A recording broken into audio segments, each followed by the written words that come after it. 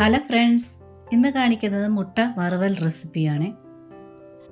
പുഴുങ്ങിയ മുട്ടയൊക്കെ കഴിക്കാത്തവരിതാ ഇതുപോലെ ഒന്ന് ചെയ്ത് നോക്കും. നിങ്ങൾക്ക് തീർച്ചയായിട്ടും ഇഷ്ടപ്പെടും. എരിവൊക്കെ നിങ്ങളുടെ ഇഷ്ടം അനുസരിച്ച് കൂട്ടിയും കുറച്ചും ഒക്കെ ചെയ്തെടുക്കാവുന്ന ഒരു റെസിപ്പിയാണ്. ഇനി ഇതെങ്ങനെയാണ് ചെയ്തെടുക്കുന്നത് കാണാം.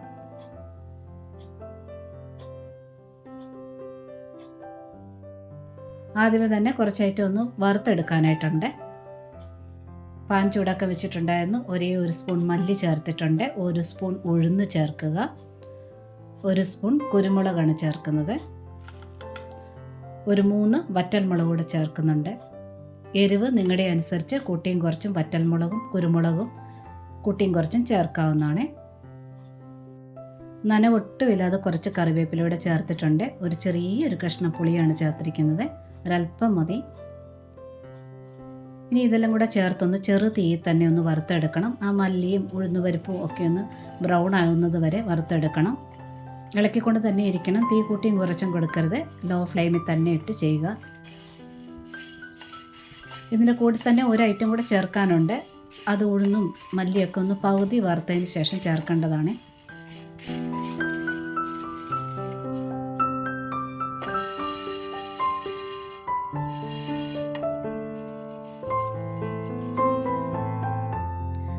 മല്ലിയും ഉഴുന്നുപരിപ്പും ഒക്കെ ചെറുതായിട്ടൊന്ന് ബ്രൗൺ ആകാനായിട്ട് തുടങ്ങുന്നുണ്ട്. അതായത് പകുതി വറുത്തിട്ടുണ്ട്.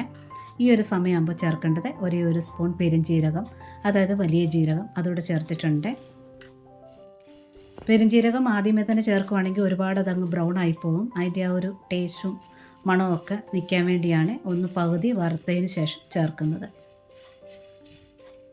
നല്ല മണമാണ് ഇത് വറക്കുന്ന സമയത്ത് പെരുംജീരകമൊക്കെ ചേരുമ്പോഴത്തേന്. ഇതൊക്കെ അതായത് ഉഴുന്നുപരിപ്പൊക്കെ ഒന്ന് ബ്രൗൺ ആയി വന്നിട്ടുണ്ട്. മല്ലിയൊക്കെ നല്ലവണ്ണം മൂത്തിട്ടുണ്ട്. ഇനി ഗ്യാസ് അങ്ങ് ഓഫ് ചെയ്യുക. ഇതിന് തണുക്കാൻ വേണ്ടി ഒന്ന് മാറ്റി വയ്ക്കണം. ഇത് നല്ലവണ്ണം തണുത്ത് വന്നിട്ടുണ്ട്. ഇനി മിക്സിയുടെ ഒരു ചെറിയ ജാർ എടുത്തിട്ടുണ്ട്. ഇതിലിട്ടൊന്ന് പൊടിച്ചെടുക്കണം. ഒരുപാടങ്ങ് മല്ലിപ്പൊടി പോലെ മുളക് പൊടി പോലെയൊന്നും പൊടിക്കേണ്ട ആവശ്യമില്ല. അല്പം ഒന്ന് തരിതരിപ്പിരുന്നാലും കുഴപ്പമൊന്നുമില്ല. നല്ലവണ്ണം ആറിയത് കാരണം ആ പുളിയൊക്കെ നല്ലവണ്ണം അങ്ങ് പൊടിഞ്ഞ് ചേർന്നോളും. പൊടിച്ചെടുത്തുകൊണ്ട് വന്നിട്ടുണ്ട്. ഇതിനകത്തോട്ട് പാകത്തിനുള്ള ഉപ്പ് ചേർത്തിട്ട് ഒന്നുകൂടെ ഒന്ന് കറക്കിയെടുക്കണേ. പിന്നീട് ഉപ്പ് മുട്ടയ്ക്കകത്തോട്ട് ചേർക്കുകയാണെന്നുണ്ടെങ്കിൽ അത് അവിടെ എവിടെയായിട്ടൊക്കെ പറ്റിപ്പിടിച്ചിരിക്കും. അതുകൊണ്ട് ഈ പൊടിക്കകത്ത് തന്നെ നല്ലവണ്ണം ഒന്ന് മിക്സ് ചെയ്തെടുക്കുക. ഞാനിവിടെ ഒരു 4 മുട്ട പുഴുങ്ങിയെടുത്തിട്ടുണ്ട്. റൗണ്ടായിട്ടൊന്ന് കട്ട് ചെയ്ത് വെച്ചിട്ടുണ്ട്. നൂല് വെച്ചാണ് ഞാൻ കട്ട് ചെയ്തത്. അപ്പോൾ എളുപ്പമാണ് റൗണ്ടായിട്ട് കട്ട് ചെയ്തെടുക്കാനായിട്ട്. ഇനി ഒരു പരന്ന കടായി എടുത്തിട്ടുണ്ട്. കുറച്ച് എണ്ണ ഒഴിച്ചിട്ടുണ്ട്. വെളിച്ചെണ്ണയോ ഏതെണ്ണ വേണേലും ഒഴിക്കുക. കുറച്ച് കറിവേപ്പില ചേർക്കുകയാണ്. കറിവേപ്പിലയ്ക്കകത്ത് ഒട്ടും വെള്ളം കാണരുത്. വെള്ളം കൊണ്ട് ഇതുപോലെ പൊട്ടിത്തെറിക്കുക. അതൊന്ന് ശ്രദ്ധിക്കുക. ഇനി തീ നല്ലവണ്ണം ഒന്ന് കുറച്ച് വെച്ചതിന് ശേഷം ഓരോ മുട്ടയായിട്ടൊന്ന് നിരത്തിയിടുകയാണ്. ഇങ്ങനെ റൗണ്ടിൽ തന്നെ കട്ട് ചെയ്യണമെന്നൊന്നും നിർബന്ധമില്ല. മുട്ടയുടെ ഉണ്ണി നമ്മൾ ഇളക്കുന്ന സമയത്തൊക്കെ വെളിയിൽ പെട്ടെന്ന് വരാത്ത രീതിയിൽ ഏത് ഷേപ്പാണോ ആ ഷേപ്പിൽ കട്ട് ചെയ്തെടുക്കാവുന്നതാണ്.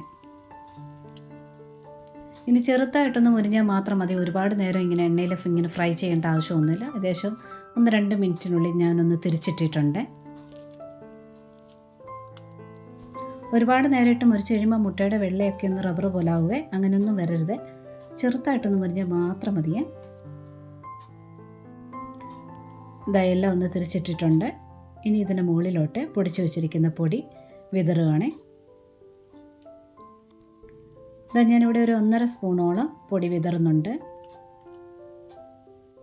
പൊടിച്ചത്രയും പൊടി ഞാൻ വിതറുന്നില്ല. അതൊരു 7 അല്ലെങ്കിൽ 8 മുട്ടയ്ക്കുള്ള പൊടിയുണ്ട്.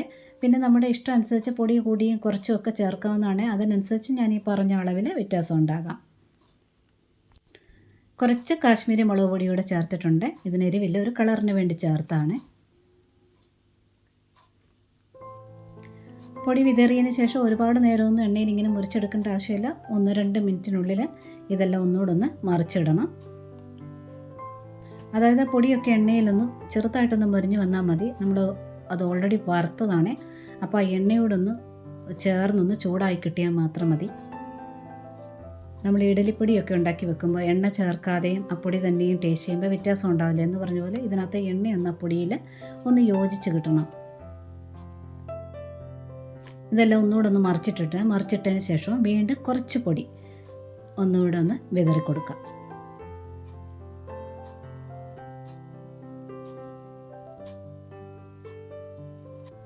തീ നന്നായിട്ട് കുറച്ചിട്ട് വേണം ഇതെല്ലാം ചെയ്യാനായിട്ട്. പൊടി കരിയരുത്, പ്രത്യേകം ശ്രദ്ധിക്കുക. മുരിഞ്ഞു വന്നാൽ മാത്രം മതി. വീണ്ടും ഇതൊന്നുകൂടെ ഒന്ന് തിരിച്ചു മറിച്ചിട്ട് കൊടുക്കുകയാണേ. പൊടിയെല്ലാം കൂടെ ചേർത്ത് ഒന്നുകിൽ നല്ലവണ്ണം അങ്ങ് മിക്സ് ചെയ്താൽ മതി. അതായത് ഉണ്ണിയൊക്കെ വെളിയിൽ വരുന്നത് കുഴപ്പമില്ല എന്നുണ്ടെങ്കിൽ കാണാനൊരു ഭംഗി കുറവുണ്ടാവും, അത്രേ ഉള്ളൂ.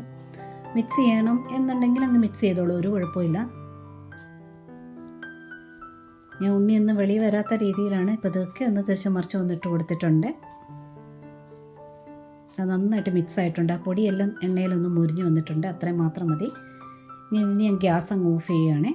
നന്നായിട്ട് മിക്സ് ആക്കിയിട്ടുണ്ട്, അല്ലെങ്കിൽ ഒന്ന് കൂട്ടി ഇളക്കുക.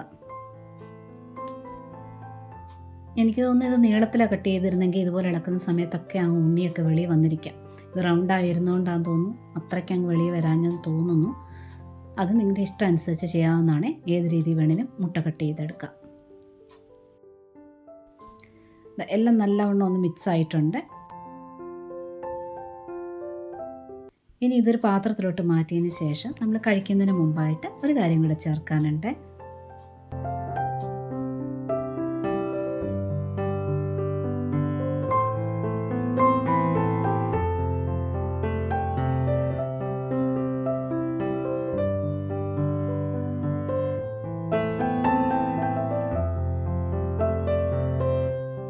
ഇനി കനം കുറഞ്ഞ് അരിഞ്ഞു വെച്ചിരിക്കുന്ന സവാള ചേർക്കുക. പുളിയില്ലെങ്കിൽ എന്ത് ചെയ്യണമെന്ന് ഞാൻ പറഞ്ഞില്ലേ, കുറച്ച് നാരങ്ങ നീര് വേണമെന്നുണ്ടെങ്കിൽ, പുളി വേണമെന്നുണ്ടെങ്കിൽ മാത്രം കുറച്ച് നാരങ്ങ നീര് ഒന്ന് സ്പ്രെഡ് ചെയ്ത് കൊടുക്കാവുന്നതാണ്. പിന്നെ മല്ലിയില യൂസ് ചെയ്യുന്നവരാണെന്നുണ്ടെങ്കിൽ ചൂടോടുകൂടി തന്നെ ചെറുതായിട്ട് അരിഞ്ഞ് മല്ലിയിലയോടെ ചേർത്ത് സെർവ് ചെയ്യാവുന്നതാണ്. ഇതുപോലെ ഒന്ന് ട്രൈ ചെയ്ത് നോക്കുക. ഇഷ്ടപ്പെട്ടിട്ടുണ്ടെങ്കിൽ കൂട്ടുകാർക്കൊക്കെ ഷെയർ ചെയ്ത് കൊടുക്കുക. ലൈക്കും കമൻറ്റും സബ്സ്ക്രൈബും ഒക്കെ തന്ന് സപ്പോർട്ട് ചെയ്യാൻ മറന്നു പോകല്ലേ. നോട്ടിഫിക്കേഷൻ ബെൽ ബട്ടണിലെ ഓൾ ഓപ്ഷൻ ഒന്ന് ടിക്കാക്കിയിടാനും മറക്കല്ലേ. ഒരുപാട് സ്നേഹത്തോടെ. Thanks for watching.